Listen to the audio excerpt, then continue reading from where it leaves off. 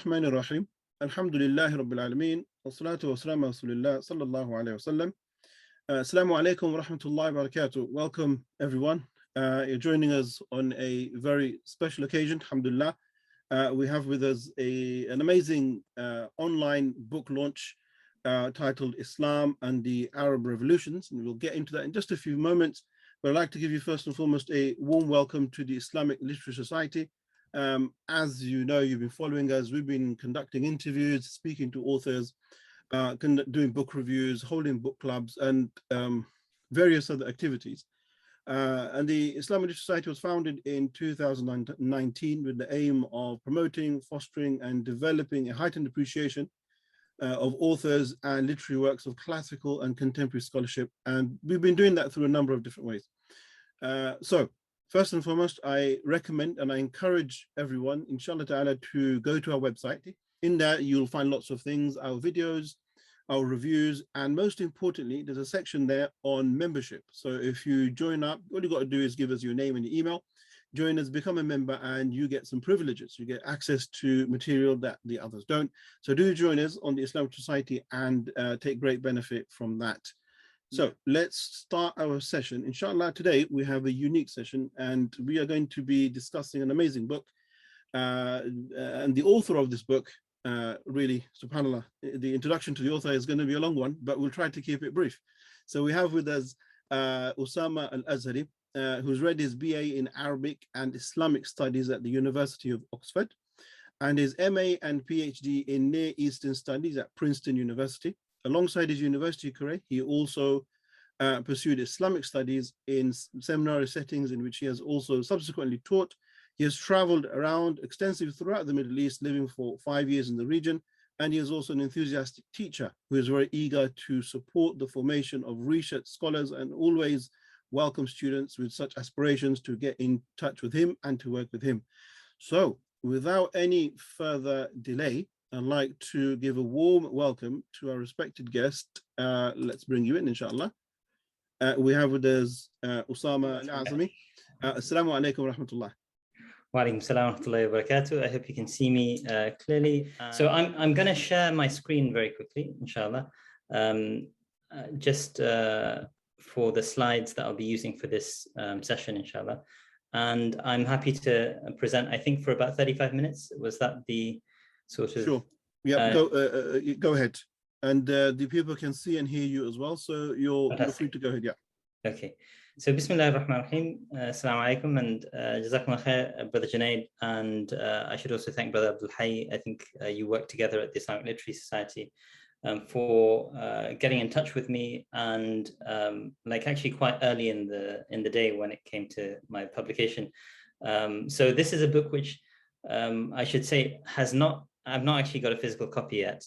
Apparently there have been some delays in the sort of delivery of the physical copy coming from India, but it should be coming out with Hurst in London, Hurst Publishers in October, and it should be coming out with Oxford University Press in New York, their North American offices, in November. So hopefully you'll be able to get a sort of copy soon enough. For those who would like to get a copy, I apologize in advance that it's a bit of an expensive book. This is kind of a standard fare for academic books. But keep your eyes open on my social media feeds. I will share a discount code as soon as I get one. It should give you 25% off the hefty £50 sort of price tag. Nice. Inshallah, inshallah. Okay, so what is this book, and why did I write it? What am I trying to achieve through writing this book? This is a book which I've been kind of working on since 2013, basically. So it's been about 8 years in the making. And it comes out of my fascination with what was going on in the Middle East at the time. At the time I was doing my PhD on Islamic political thought. My PhD has a very generic title, Modern Islamic Political Thought. And I was looking at the way in which a group of scholars who academics will refer to as Islamist, and the term Islamist has sort of various meanings in the popular imagination. It very often refers to groups like al-Qaeda and ISIS, but in the setting that I'm using it to refer to groups who are actually more akin to the Muslim Brotherhood in a place like Egypt, democratically oriented, very mainstream, integrated into society, socially active, and then from 2011 onwards became very important political actors in Egypt. Egypt, is worth remembering, is the most populous country in the Arab world, one of the most populous countries in the Muslim world, with over 100 million sort of people. And it also is the center of the Azhar. So the Azhar, for those who may not be familiar, although it's a very well-known institution, it's kind of like the Oxford or the Harvard of Islamic studies. It's about 1,000 years old, so it's older than both Oxford and Harvard. And it's basically achieved this kind of a reputation in the 20th century, 21st century, of being perhaps the most important, most prestigious center for Islamic learning in the world. And so, it will attract scholars from all over the place. But it's also in the 20th century become an institution which is under state control.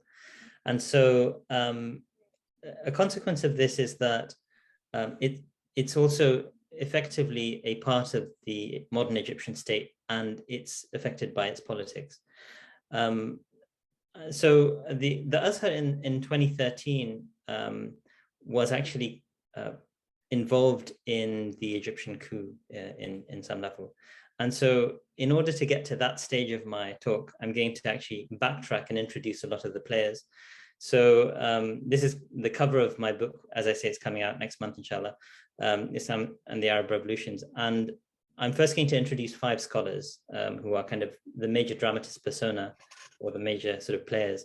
2 of them are on the cover of this text. This is Yusuf al-Qaradawi, an Egyptian scholar now in retirement. He's about 96 years old, I think. This is someone called Gomaa, who is kind of, these 2 people don't see eye to eye, and we'll talk about exactly how that is. And this is perhaps the most significant political figure in the region at the time, arguably one of the most important political figures. So that Mohammed bin Zayed, the de facto ruler of the United Arab Emirates. And so let me first introduce Yusuf al-Qaradawi. Born in 1926, which would make him, I guess, 96 this year. Actually, sorry, it might be more like 95. He was socially and politically active from his young days, actually. So he is an Azhari, a graduate of the Azhar, memorized the Quran at the age of 9, and joined the Azhar at its secondary school level. So the Azhar is a fascinating institution, and I think there's much to be studied about its structure and mechanics, although there is a good amount that has been researched so far. But it has thousands of feeder schools from across Egypt, where people go into their secondary schools and go into local ma'ahid for the Azhar curriculum. But those who are the most talented will end up going to the major center, which is the Cairo-based al-Jami' al-Azhar. Originally, it's actually al-Jami' al-Azhar, which means the Azhar Mosque. And in the 20th century, it developed a Jami'ah, which is the university component. And the 2 are in a sense merged, but the historic component is al-Jami' al-Azhar. That's the 1,000-year-old component. And so Yusuf al-Qaradawi graduates from al-Azhar, goes through the undergraduate years and does the postgraduate study and goes all the way up into a PhD level. And he's kind of very competent scholar throughout. But alongside this, while he's in his sort of Azhari Ma'had, the feeder school in Tanta, which is in Upper Egypt, he, it's more in the Delta region, he joins the Muslim Brotherhood, and he sees Hassan al-Banna speaking at an event, and he, I think, says at one point in his memoirs that, from the moment I saw him speaking, I felt like I was a member of the Muslim Brotherhood. So he's also an activist in perhaps Egypt's most significant sort of socio-political movement of the 20th century to the present. And so you have this figure who's both an alim of the highest order, but also an important activist, although his personality as an alim is probably more prominent than his personality as an activist. But you can see his writings being affected by and his political outlook being affected by his social activism, so to speak. And in 2011, he would have been in his mid-80s, And he was basically one of the most prominent scholars in the Muslim world. He had his own TV show on Al Jazeera, which is the most watched satellite TV channel in the region. And that also connects us to the sort of tiny state of Qatar. So Qatar is one of the wealthiest states in the region. It's perhaps the wealthiest state in the region per capita, in the world per capita. And Yusuf al-Qaradawi has been a naturalized citizen of Qatar for many decades. He moved there in the 1960s, in part to escape, persecution of Muslim Brotherhood members in Egypt. And he built up a reputation there. He became a very prolific author. He's written about 200 books. And in that time, he also established himself as a major voice on Al Jazeera's news channel. According to some scholars, his show was the most viewed show on Al Jazeera, which is quite sort of a striking feature for a news channel to have a religious show. Sharia wal Haya was the name of the show, the Sharia and Life, to be its most viewed show.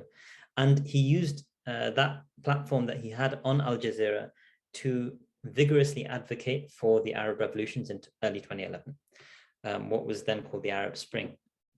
And Qatar actually also became very invested in that. So Qaradawi was, in a sense, acting, perhaps with a certain degree of encouragement from the Qatari state to, effectively promote Qatari foreign policy. Although my personal assessment is that he was doing this out of a sense of conviction. It wasn't that the Qataris were putting him forward to do that. And I think this is probably true for all of the scholars we're talking about. And so he had long opposed tyranny, he'd long supported democracy. And when 2011 came and the sort of revolution started to topple dictators, most notably, I think, the Egyptian dictator Hosni Mubarak at the time, in February 2011, Qaradawi was one of the voices forcefully advocating for what he described as peaceful protests. And I dedicate the first 2 chapters of my book to, actually, the first chapter is an introduction, but chapters 2 and 3 to the sort of exploration of Qaradawi's engagement in that regard. And so he's advocating for democracy very vociferously, and this runs up against the preferences of the Egyptian state and its most senior scholars. So the next scholar we have on the list is Ahmad al-Tayyib. He's currently the Grand Sheikh of al-Azhar. He's referred to as Sheikh al-Azhar wal Imam al-Akbar. So, al-Imam al-Akbar is like the Grand Imam. That's usually how it's translated. He's formerly the Grand Mufti of Egypt. Ironically, he actually spent a part of his career in Qatar, where he was teaching as a colleague of Qaradawi's. He's much younger than Qaradawi, but Qaradawi sort of respected him as the Sheikh al-Azhar, the Sheikh al-Azhar being the head of the most important sort of institution of learning in the Muslim world, in its own perspective at least, commanded a certain degree of respect by virtue of his position. But at the same time as being the Sheikh al-Azhar, he was also a member of the National Democratic Party, the NDP. I haven't sort of written out that acronym. And the NDP refers to the sort of the political party that was formed by Mubarak during his period of rule in Egypt. And he was appointed, as in a sense, a Mubarak loyalist by Mubarak to become the Sheikh al-Azhar. So the Sheikh al-Azhar, it's worth remembering, even though the Azhar is a 1,000-year old institution, it was incorporated into the state by Gamal Abdel Nasser in the 1960s. And the Sheikh al-Azhar is actually a political appointee, and he has the sort of rank of a minister in the government of Egypt. So he's actually someone, although now after the 2011 revolutions, the constitution was changed so that Sheikh al-Azhar is appointed by the Azhar sort of senior council, Hayat Kibar al-Ulama. And that's actually been one of the wins that the Azhar got out of the revolution, because Ahmad al-Tayyib is now constitutionally somewhat independent of the Egyptian state. And it's causing, the current Sisi regime a bit of a headache. Anyway, he was very opposed to the Mubarak regime's toppling, and he described the efforts to oust Mubarak as fitna and khuruj. Khuruj is one of these terms that I deal with extensively in the book, which is rebellion. So this is the protest against Mubarak was an act of rebellion. At the same time, he legitimated protests against the Morsi regime. And he said that because the Morsi regime actually could not sort of stabilize Egypt, it was actually calling for the protests against him were legitimate, and they were trying to, create a way of accountability, so to speak. So I think that signals his own sort of personal loyalties to Mubarak, but his lack thereof when it came to a person like Morsi. And then this is the third character, and this is, in a sense, he gets two chapters in my book, both Qaradawi and Ali Gomaa, and it's pronounced Gomaa because of the Egyptian sort of G becoming a G sound. The Jim in Egypt is usually not pronounced. So Ali Gomaa is a scholar who is particularly striking as a figure who really is willing to defend the authoritarian Egyptian state and the Egyptian army at any cost, it seems. So he was the former, he's now the former Grand Mufti, and in 2013, when he was sort of supporting the Egyptian coup against the Morsi regime, he was already sort of retired from his position as the Grand Mufti. So just a bit of like background from 2011 to 2013. I mentioned in 2011 you had the Egyptian revolution and the overthrowing of Mubarak. Then by 2013, you had Mohammed Morsi at the effectively sort of a president who came from the Egyptian Muslim Brotherhood Party. He was a senior member of the Muslim Brotherhood, and he was elected into office by a relatively thin margin. He was in power in 2012, but within a year of that, in fact, on the 1-year anniversary of his coming to power, there were major protests, which later it transpired were orchestrated to a significant degree by the Egyptian army alongside funding from the UAE and so on. The United Arab Emirates and Saudi Arabia were very active in sort of that process as well. And so the Morsi regime was toppled on the 3rd of July, 2013. In that context, the people who were supporters of the Morsi regime, whether they were Muslim Brotherhood members or just people who happened to sort of prefer democracy as a system rather than authoritarianism, sort of set out to protest, and they basically protested on the streets of Cairo on a regular basis. And these people were finally cracked down on in August 2013 by the army. And the army went into the streets of Egypt, and this was actually being broadcast globally at the time. They descended on the streets of Egypt on the 14th of August, which was supposed to be the original publication date of my book, but unfortunately it got delayed. But the 14th of August, they descended on the streets of Egypt, and they basically engaged in mass shootings against tens of thousands of protesters. In the process, they seem to have killed over 1,000 people in broad daylight using live ammunition. And Ali Gomaa was someone who was quietly sort of behind the scenes at this point, supporting the army. And he had told the army that if anyone comes to sort of like from whom you are concerned about any threat against you, he was telling the army this, then shoot, you're allowed to shoot against these protesters. And he quoted a hadith of the Prophet ﷺ, where the Prophet said, if you are all united on a single man, and then someone comes to divide you, then kill them. And this has historically been understood to be a situation where if someone is coming and engaging in an act of rebellion and trying to overthrow the ruler, it is legitimate to respond, including to the point of killing them.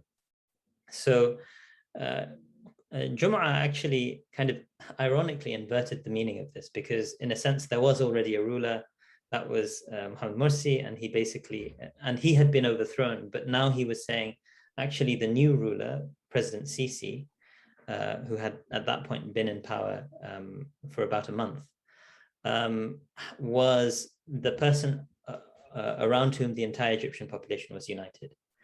And in a sense, he's kind of erasing the fact that there are tens of thousands of protesters on the streets opposing them. But he basically said that these people are actually the people who are trying to divide Egypt, and therefore they should be killed. Now, in a sense, in his sort of the pre-Rabaa massacre sort of lecture, he's not as explicit as the post-Rabaa massacre lecture. So I'll talk a bit about a couple of other players. I'm just a bit conscious of time because this is, do I have another maybe 15 minutes or? Sure, go ahead. Okay, so I'm going to just introduce a couple of other sort of scholars, and then I'll come to the Rabaa massacre properly speaking. So Ali Gomaa, you know, a student of Ali Gomaa, Ali al-Jifri is another figure who was very sort of supportive of both Mubarak, but opposed the Morsi regime. And then he was essentially supportive of his teacher, Ali Gomaa, in his opposition to the Muslim Brotherhood and his support for the Egyptian coup. And he comes himself from a sort of political family. And finally, some scholars who will be recognizable to a Western audience. I've just realized, okay, so I should have put Abdullah bin Bayyah first, but in the chronology of my book, Hamza Yusuf comes first. Hamza Yusuf is a scholar very well known in the West. He heads up an important Islamic institution in California, and he's been described by The Guardian in 2001 as arguably the West's most influential scholar. So already 20 years ago, he was, in a sense, seen as one of the most influential scholars in the West. And he's a student of Abdullah bin Bayyah, who we'll see in a moment. And he is currently the vice president to Abdullah bin Bayyah in something called the Forum for Promoting Peace in Muslim Societies, which was actually developed as a sort of response to the counter-revolutions, and we'll talk about that as well. And finally, Abdullah bin Bayyah is an extremely sort of learned scholar. He's kind of a peer of someone like Yusuf al-Qaradawi, although he's about a decade younger than him. And you know, they used to work very closely together. So he was the vice president of Yusuf al-Qaradawi's Qatar-based International Union of Muslim Scholars for about a decade almost.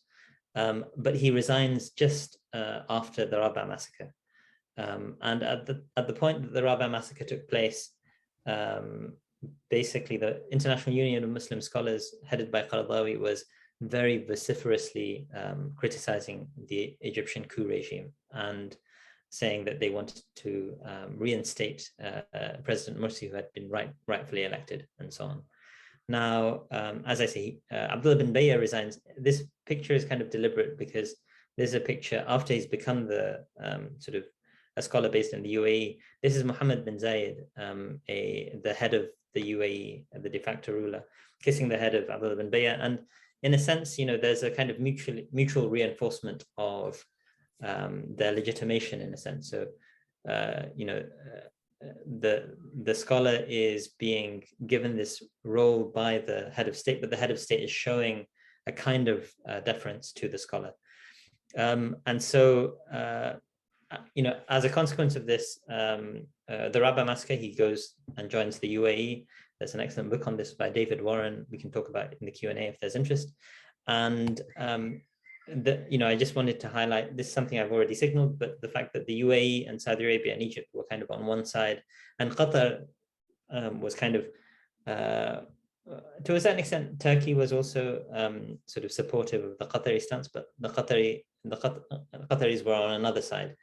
And you can see like there's a very significant imbalance there. To a certain extent, it's understandable that the Qataris have so far sort of just backtracked at this point on their sort of attempt at a rather aggressive pro-democracy foreign policy in the region at the time. There's also sort of, I've said that in this slide, I say that there's a kind of divide between political repression and freedom of speech, state narrative versus Al Jazeera. But it's important to remember Al Jazeera is also a state run by one of these Gulf states. So it's not exactly that, this is a completely independent institution. In fact, they replaced the head of Al Jazeera in 2011 with a member of the royal family. So in a sense, its reputation for independence suffered during this period. Also, I've said autocracy versus democracy. You could say there's a kind of divide between the UAE, Saudi Arabia, and Egypt as pro-autocratic and Qatar as pro-democracy. But Qatar itself is an autocracy as well. So, it's not clear-cut exactly where the dividing lines are here. And so these are approximations, and it's important to bear that in mind. Okay, so I've already actually referred to this, so I'm going to go through this quite quickly, but Ahmad al-Tayyib was quite important in the coup. This picture I've got on the screen is a photo of General Sisi, then General Sisi, he's now president, and he had brought Ahmad al-Tayyib as one of the people to sit in the gallery as he made his constitutional declaration, annulling the constitution and basically engaging in that coup. And so, those military crackdowns that follow, this is on the 3rd of July, the Rabaa massacre takes place about 6 weeks later, and Human Rights Watch, I've again only given the acronym here, describes it as one of the world's largest killings of demonstrators in a single day in recent history. So people very often talk about China and Tiananmen Square, and Human Rights Watch referred to this as Egypt's Tiananmen, and said the numbers killed exceeded what happened in the Tiananmen Square sort of protests back in the 20th century, late 20th century. So yet al-Tayyib actually expresses discomfort at the fact that there were massacres. So it's not that he was like his colleague Gomaa, who we'll come to in a moment. So the Rabaa massacre, as I've mentioned, I mentioned here they were overwhelmingly unarmed, and the Egyptian state actually said that there was something like 15 firearms found in the sort of among the protesters. And in a sense, they suggested the rest kind of ran away with them, but, it's rather implausible.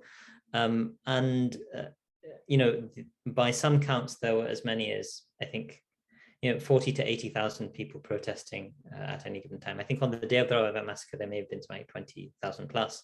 And so you can imagine if in a group of 20,000 people, there are like 15 firearms, the heavy-handed tactics that resulted in over 1,000 deaths are, really sort of excessive. Okay, so I mean, there's an excellent narrative of exactly what happens, and I draw on it quite extensively in my book, but that narrative is taken from David Kirkpatrick's book, Into the Hands of the Soldiers, which I think is probably the best, one of the best books, very accessible for a lay reader. He's a journalist with the New York Times, but one of the best books on the Arab revolutions and the Egyptian revolution as well. As far as I recall, he was the head of the Cairo bureau of the New York Times at the time. And so in 2014, I've kind of, okay, we have one other slide, I think, but in 2014, the year that follows, so actually within sort of 7-8 months, Shah Abdullah bin Bayyah is actually installed as the head of a new organization, the one I mentioned already, called the Forum for Promoting Peace in Muslim Societies. And you have Ahmad al-Tayyib also has been brought in.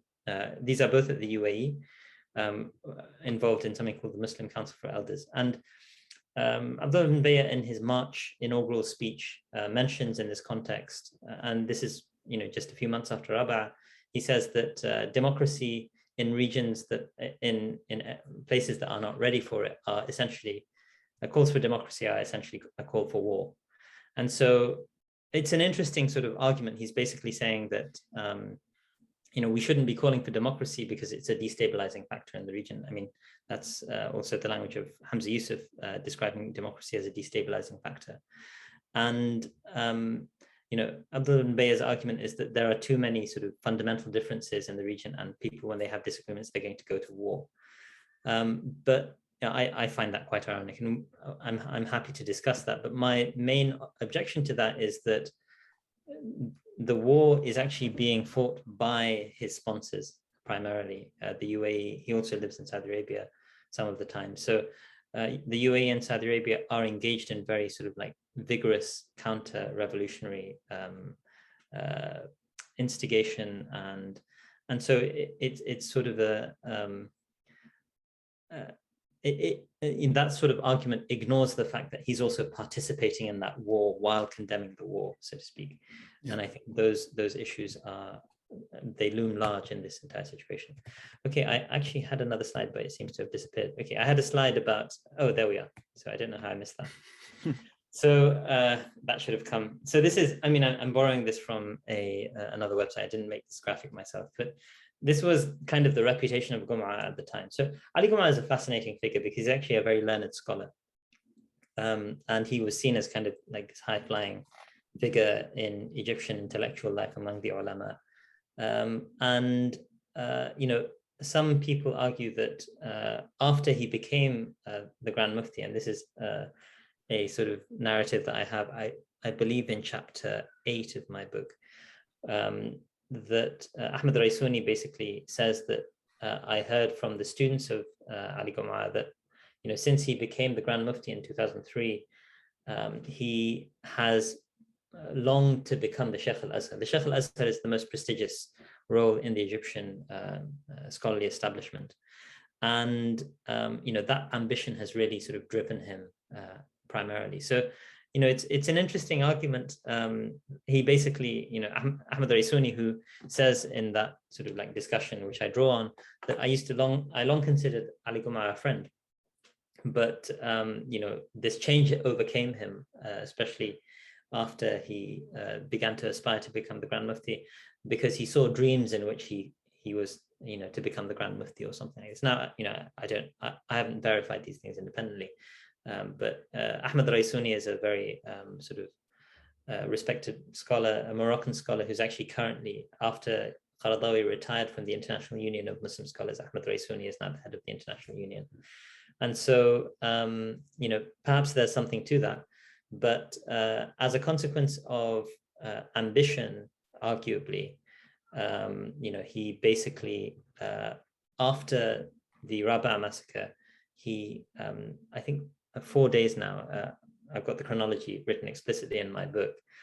The Rabaa massacre takes place on the 14th of August. On the 18th of August, he gives a speech to the military and basically says, you are on the right.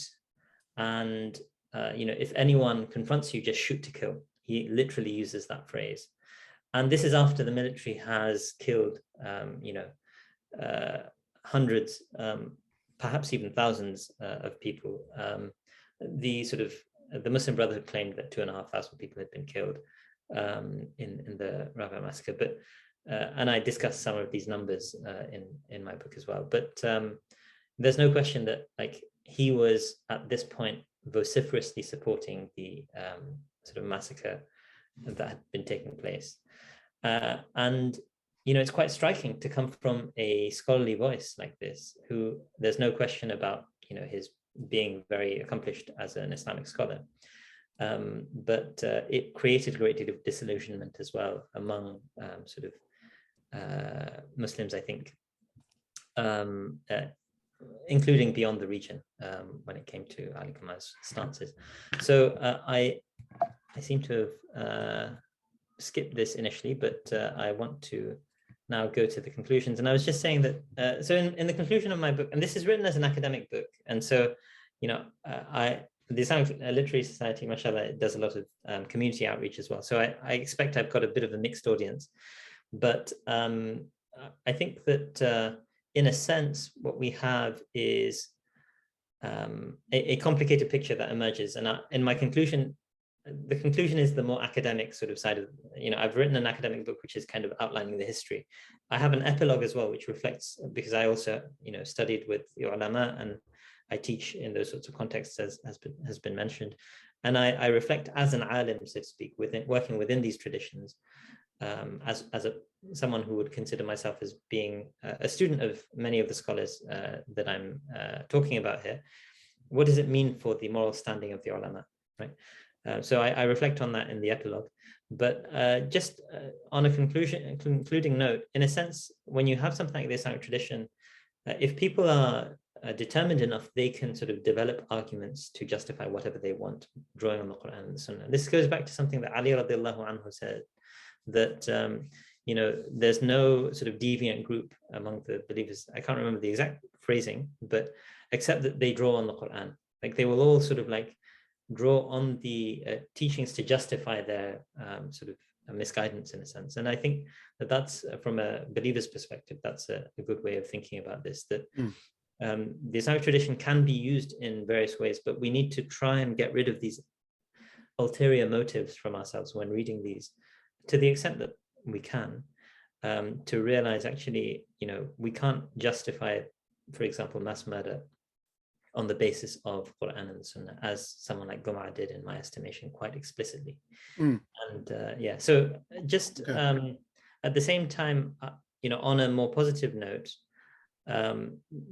these sorts of desperate measures are resorted to because the desire for freedom and democracy, and I talk about a little bit about the nature of the democracy that these scholars are after, because they are committed to an Islamic conception of democracy as well. Those things are so strong, and I argue that the arguments for Islamic democracy are far stronger than the arguments for Islamic autocracy, and that's why it's only by force that these scholars are able to, with the force of the state, they're able to suppress that desire. So I think that's a positive.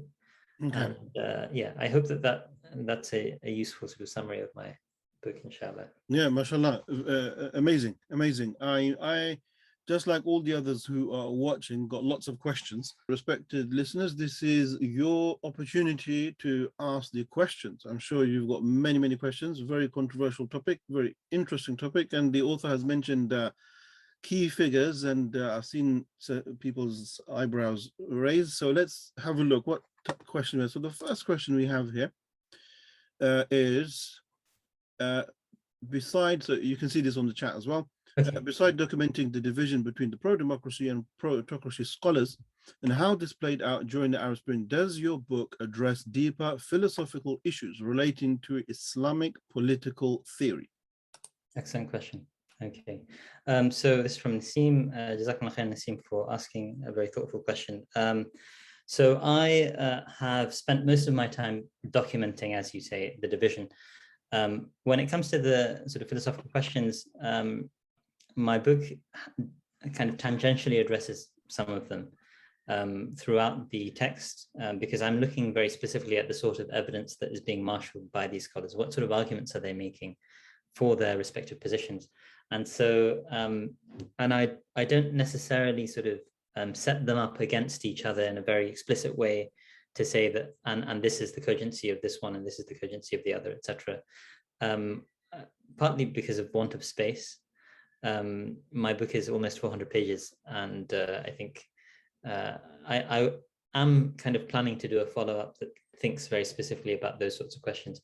I do have one chapter, which is basically the final chapter before the conclusion, that looks at one debate that has arisen in the secondary literature among scholars regarding, where are these justifications coming from, and are they, where did they originate? Particularly the counter-revolutionary justification for crushing, and Ali Gomaa's position. So I actually, critique the position of a number of scholars in the secondary literature who basically say, well, this is the Sunni tradition.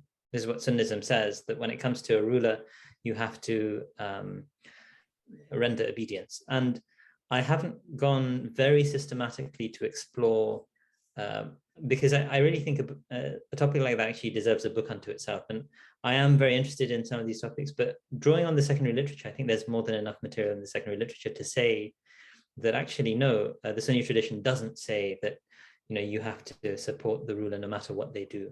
Right. And certainly it doesn't sort of, the conclusion that I arrive at is that the notion that the Sunni tradition is opposed to rebellion is not actually defensible, because the Sunni tradition says that if a rebel comes and succeeds in taking power,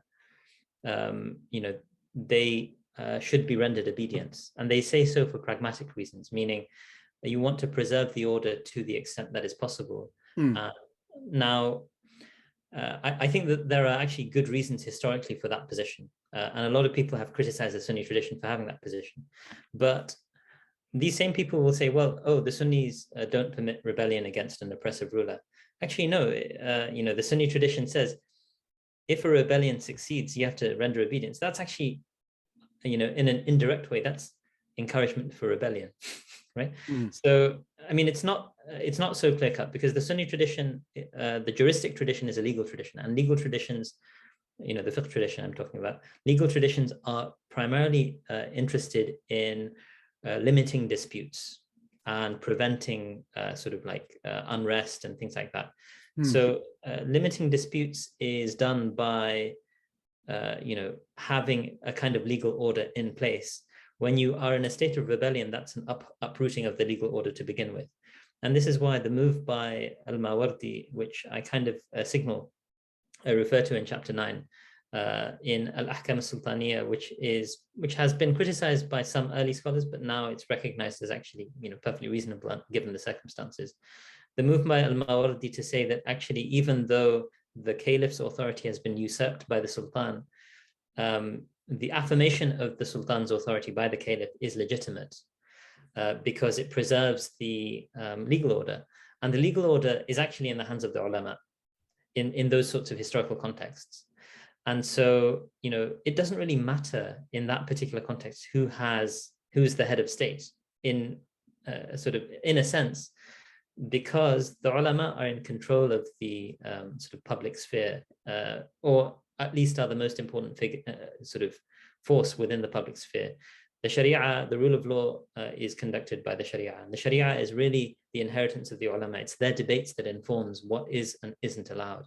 They provide the normative structure for society, morally, ethically, and legally. And so when you say that, okay, the rebel can come, they're not wedded enough to any particular sort of ruler to say, oh, we have to sort of preserve that previous ruler who has been rebelled against. No, their only commitment is to the Sharia. That's my reading, at least. And so as a consequence, in the medieval era, I think that kind of made quite a bit of sense. And that also, my argument is, the Sunni doctrine is that rebellion is impermissible unless it's successful. That's the Sunni doctrine. Right. Interesting one. We're gonna have to go a little bit faster because of the sorry. No problem.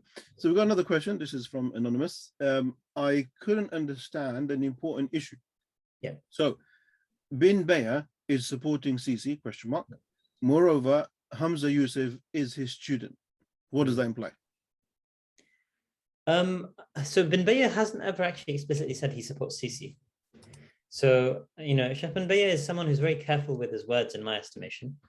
And he's very careful with his silence as well. So I argue that he effectively supports Sisi. After the Rabaa massacre, he basically responds through silence and through praising the people who are behind the Rabaa massacre, meaning the UAE. He happened to be in the UAE at the time, and he joins them, and so those relationships, Sheikh bin Bayyah is a very intelligent person. He's actually a retired politician who was like the deputy prime minister of Mauritania in the 1970s, I believe.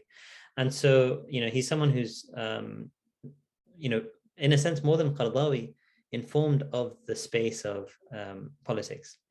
And so I think he's fully aware of the UAE's role in orchestrating these sorts of coups and so on, but he doesn't comment on it at all.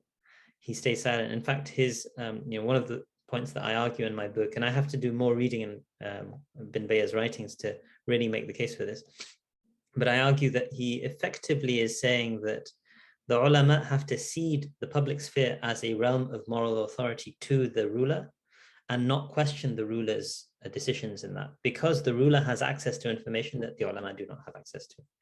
And by doing that, he basically is saying the rulers can do what they like. And I'm going to stay silent about it because I don't know. Now, historically, the ulama were a check on the ruler. And certainly in the ideal theory of it, that's how they, including in the ideal theory of one of the Usuli scholars who Sheikh bin Bayyah has the highest esteem for, Ibn al-Qayyim in I'lam al-Muwaqqi'in. He, and this is a passage I quote, a number of scholars have quoted it in the secondary literature. It's very clear that the ulama are supposed to serve as a check on the excesses of the ruler, but that aspect of the tradition is kind of cast out by bin Bayyah. Perhaps, he thinks this is a time of crisis and we just need to render absolute obedience.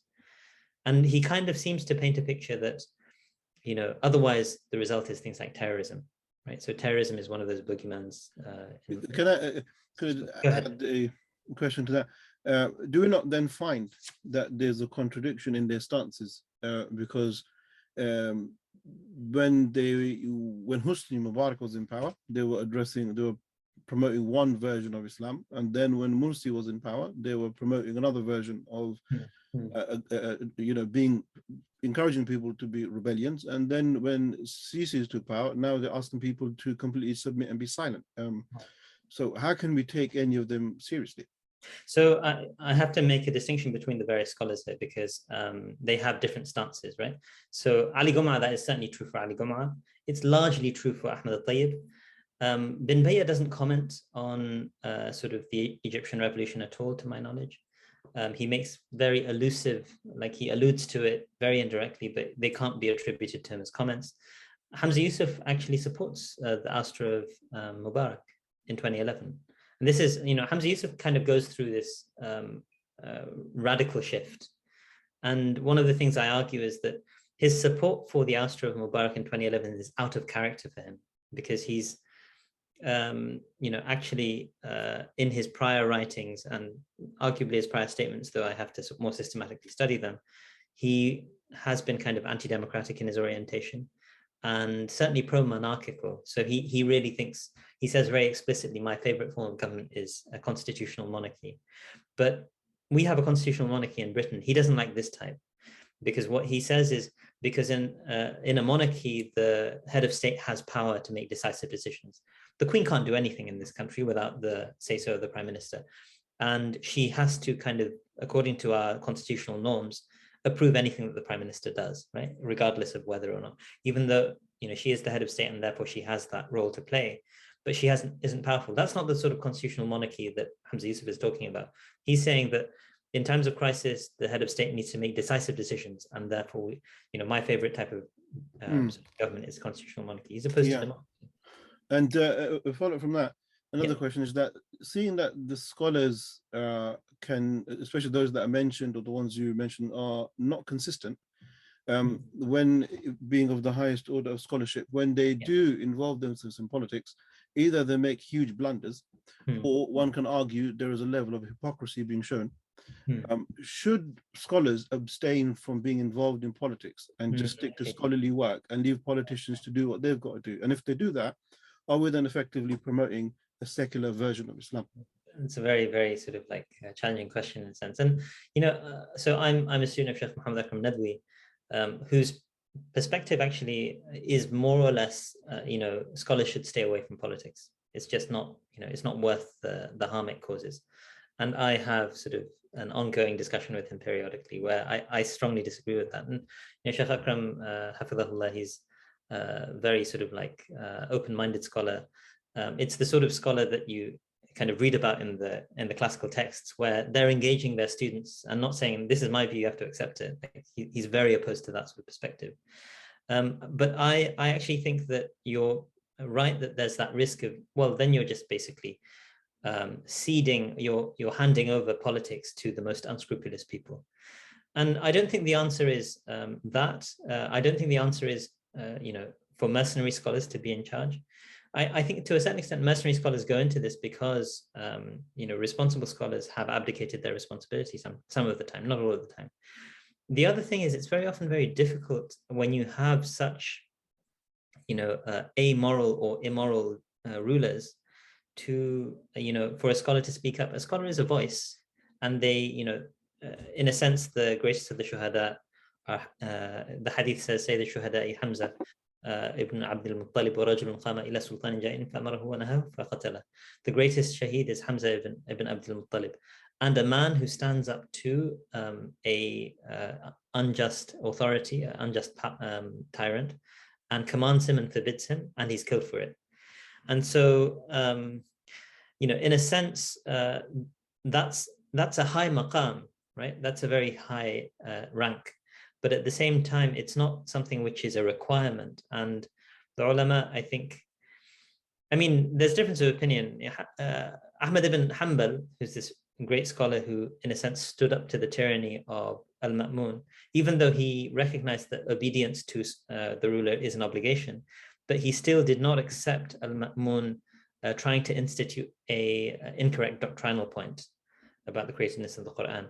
And when other scholars, including colleagues of his, said, oh, we just said it because we were, compelled to, he said, that's not the stance that the scholars are allowed to take. Like, yeah. He was very firm on that you have to stand up for principle, because if you don't, why should anyone, right? And so, that's one stance, but Islamic history has a range of possibilities on this. And, these are ijtihadat where even the companions might have had some disagreement about on some of these issues. I'm not sure, my understanding of these sorts of things from the Islamic perspective on these sorts of things is that human affairs are messy, and people have different judgments. You have the judgment of someone like al-Hasan al-Basri or Ibn Umar, who refused to participate in the fitan. And you have the stance of most of the Sahaba who actually got involved and took up stances and fought in battles, and in some cases were killed or, engaged in violence because of what they thought was right. So, these aren't straightforward issues, I think. Yeah. So we've got one final question. Sure. Then we'll let you rest up, inshallah.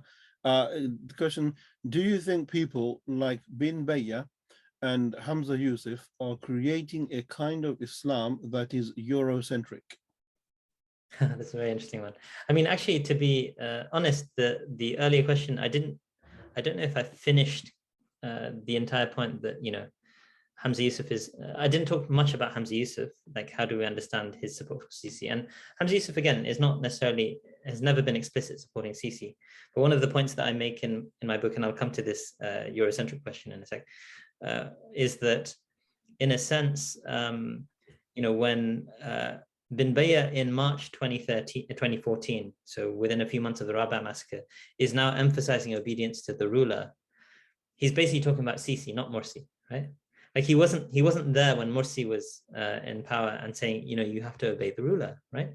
So in a sense, you could say that there's, in an indirect way, these scholars basically piped up and spoke up for the sort of necessity of obedience when the authoritarians were back in power. Now, again, I think what's important to recognize from a Muslim perspective, I'm speaking as an Islamic scholar here, is that we assume people have good intentions. We take people according to their outward. إِنَّمَا نَحْكُمُ بِالظَّوَاهِرِ. This is the Prophet ﷺ, in a fascinating hadith with in dialogue with a companion who I'm named after, actually, Usama bin Zayd.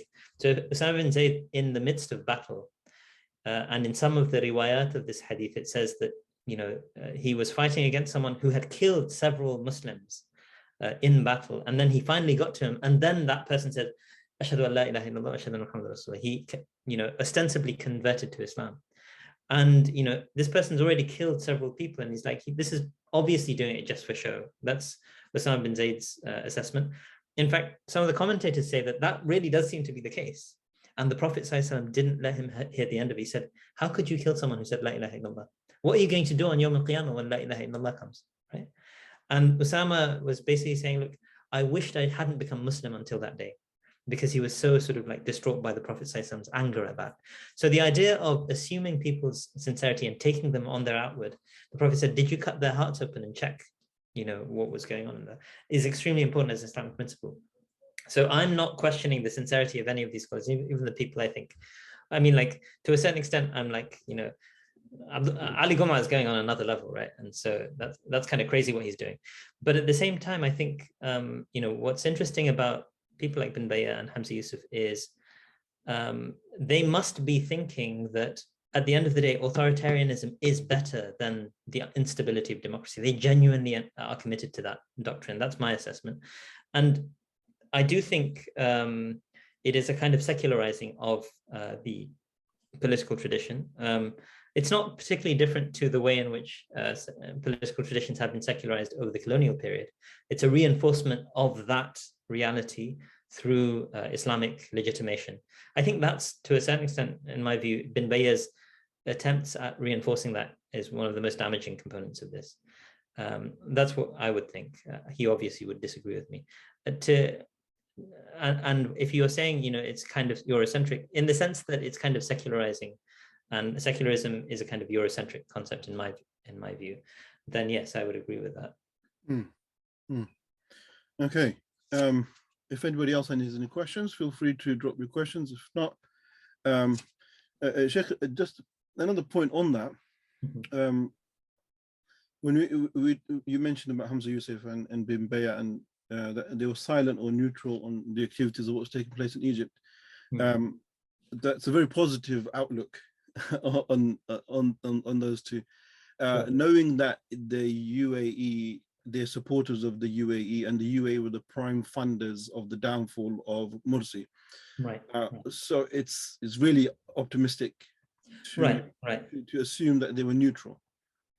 Sure. I mean, what's his name? The Desmond Tutu, Archbishop of South Africa during, the apartheid era, and a very vigorous opponent of apartheid, said to claim to be neutral in a time of sort of injustice is to stand with the tyrant, or something along those lines. And I think, it's tough. I don't know what's in people's hearts. To describe that as neutrality, yes, I think that there's, I think I'm trying to say that they probably saw themselves as being sort of neutral, right, in this sort of situation. I think that they're probably doing what they think is best. And in fact, like, I find it very difficult to think anything else of people. I should, full disclosure, I mean, like, I visited Sheikh bin Bayyah's house twice in 2009. Like, he's someone I considered a teacher of mine until, very recently. I obviously, fundamentally and vehemently disagree with his political choices since those days. So, but there's an adab towards the people of knowledge, even when they make serious mistakes. And I think, if I were someone who was a peer of his, maybe my tone would be different, right? But I'm very junior to either of these scholars, so I think there's a decorum to that, which needs to be maintained. I know other teachers of mine who are more critical of these scholars. That doesn't change the fact that their perspectives are wrong, in my view, and wrong and harmful and damaging to the way in which Muslims should be engaging on these sorts of questions, and they need to be opposed. That's why I've written a book. I mean, I've written a book which is academic in tone, but the epilogue also conveys the moral urgency that I feel about writing a book like this. Okay. And I hope that by presenting as fair-mindedly as I can, and I hope it's reasonably fair-minded, that people will recognize actually this stuff is bad and it needs to be sort of like recognized as such, inshallah. Yeah. Right, okay. I did see a sort of one other question. I think this is kind of a big one. How do these people justify selling off Palestine? It's in the chat. Do you mind if I? Yeah, go on. You can go ahead. Yeah, and I'm grateful for people's questions and participation. I understand that people may need to go, but I think this is an important one. So how do they justify selling off Palestine? The selling of Palestine, sorry. And, this is a really difficult one. I don't know, for me, it does seem unconscionable for, when all the fair-minded people around the world, activists in the West who aren't even Muslim, are opposing this kind of, normalization. And when that's taking place, in bin Bayyah's name, a statement is released, and it's in his own sort of like social media accounts and things like this. I mean, there's no suggestion to my mind that this does not reflect bin Bayyah's views. These are bin Bayyah's views. He says that this is the wisdom of MBZ, Mohammed bin Zayed, the head of, that allows for these kinds of deals to take place. This kind of, I don't know if he uses explicitly the term normalization, tathbiyah, because it's kind of a very negative term in Arabic.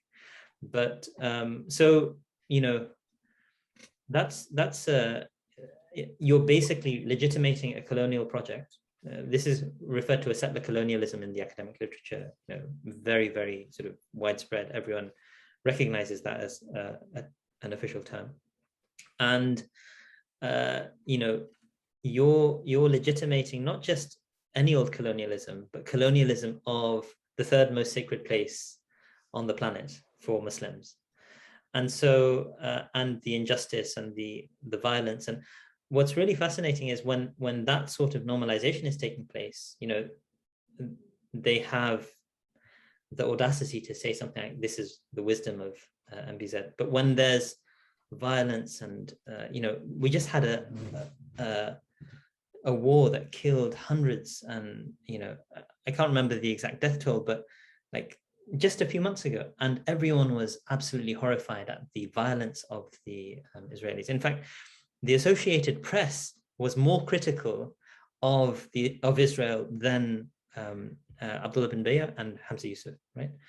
And so when Americans are being more vocal, when American establishment institutions are being more vocal in their criticism of Israel's aggression against and occupation, colonial occupation of Palestine, you just like, there needs to be a kind of like self-assessment. And unfortunately, again, in my estimation, it's basically, when it comes to the state, Sheikh bin Bayyah's arguments suggest very strongly that, you know, the ruler is always right, and you just have to hand it over to them. All right, Sheikh, that was definitely interesting, and I'm sure this topic we can keep going on. People are going to have lots and lots of different things to say, but we have to put a full stop somewhere, right? Yeah, alhamdulillah, great session, and I want to thank everyone for joining us as well. MashaAllah, we had a good crowd, lots of different questions as well. So everyone, if I could just very quickly before we leave, just share with you our webpage. There you have the Islamic Literature Society. Alhamdulillah, you've got a homepage there. You've got a page on About Us, you've got subjects, you've got articles. Okay, alhamdulillah, on different subjects. There's the book itself, Islam and the Arab Revolutions, various books, the reviews on those books that are released, and those that are not, we're waiting very patiently for them. Videos, inshallah. So this one is being recorded and be released as well. You get to watch it here. And most importantly is the section of being a patron and joining us and becoming members of the Islamic Literature Society. Alhamdulillah, with your support, we will grow. And we would like to, one of our objectives is to shine light on great people like Sheikh Osama and those who put efforts into writing such a detailed book, you know, subhanAllah. So you can imagine the amount of time and effort that's put into it. So it's our duty as Muslims, as an ummah, to promote their work, to highlight their work, and let people get access to these things. So do join us, and the website is there for you to see. Yes, now, so let's wrap things up. Sheikh Osama, thank you very much for your time and your effort, and I wish you all the best on your amazing book. We're waiting eagerly for it to be released. Jazakumullah khair for hosting me. I've really appreciated sort of the time and effort you guys have put in sort of organizing this event. And this is actually the first launch event for the book. So Jazakumullah khair, you know, it's just been wonderful. And I wish you best with the Islamic Literary Society. I'm sure we'll be in touch in future. Okay, definitely. We're gonna communicate, and also lots of different ideas. So I want to thank you, and I'd like to say Assalamu alaikum. Thank you very much. Wa alaikum assalam wa rahmatullahi wa barakatuh. Okay, so dear viewers, once again, we're going to wrap up here and conclude. Inshallah, we'll be back again with some further interviews, hosting different authors, looking at different books. So really, thank you very much. Barakallah fikum. Allah subhanahu wa ta'ala reward you immensely. Do remain in contact with us. Ask us your questions or queries, anything you have, and inshallah, we can help you. Join us as well so that we can grow. You bring your skills onto the team. Let us flourish. Let us grow, inshallah, with your expertise as well. Allah subhanahu wa ta'ala reward you all for joining us. We'll see you next time. Take care of yourselves. Assalamu alaikum wa rahmatullahi wa barakatuh.